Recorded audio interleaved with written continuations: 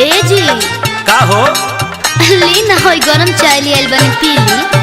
अरे जहर और नहीं खून डलले अमार बढ़ने के प्यार पचत नहीं खे। ना ना सोचो तानी कभी रगड़ा करेलू कभी झगड़ा करेलू हैं? गरमी के दिन में लड़ाई करेलो कहते हैं ठंडा चढ़ाई करेलो। हे दे हमरा से झगड़ा के बिया मत बोई ना तो ये ठंडी में बहुत पछताए के पड़ी। अरे गरमी के दिन में लड़ाई करेलो कहते हैं ठंडा चढ़ाई करेलो।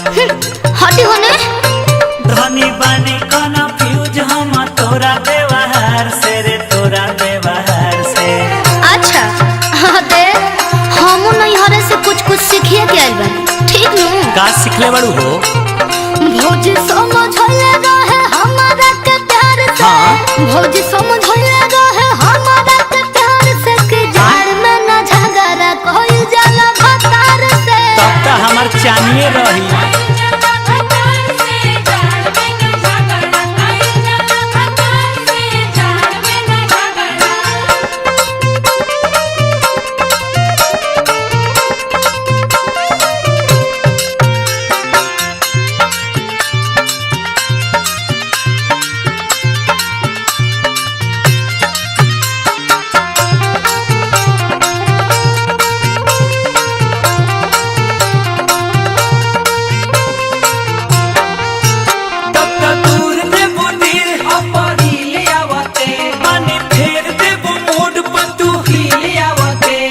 अरे ना जी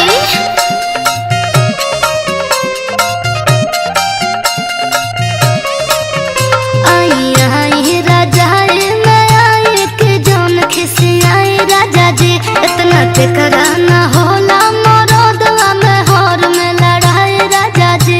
इतना के कराना होला मरदवा में हर में लड़ाई राजा जी। परेशानी रहने दूर नहीं होला मोर कपार से रे होला मोर कपार से।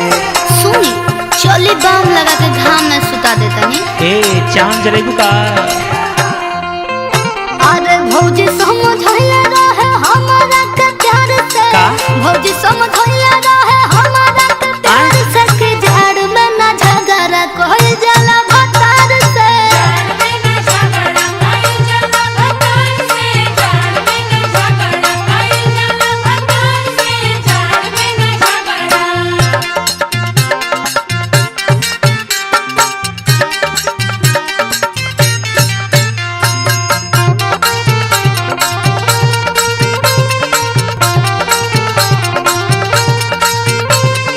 हो जब हम करी प्यार तो करेलू इनकार। धनी बुझ गनी बड़ू तू तो हाव के यार। अच्छा दाव के यार हाँ दाव के यार ना तो कौन ची बुझा तनु बात हमार। जनी दूर दूर हमारा से हट करे जा में सट रह जैसे लिपटे धमिनिया से धामिन तू सही लिपटल रह।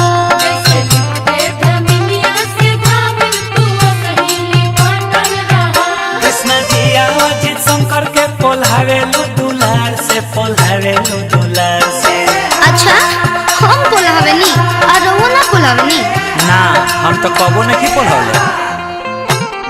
भौजी समझले रहे हमारा के प्यार से। का हो? भौजी समझले रहे हमारा के प्यार से कि जाड़ में न झगड़ा कोई जाला भतार से।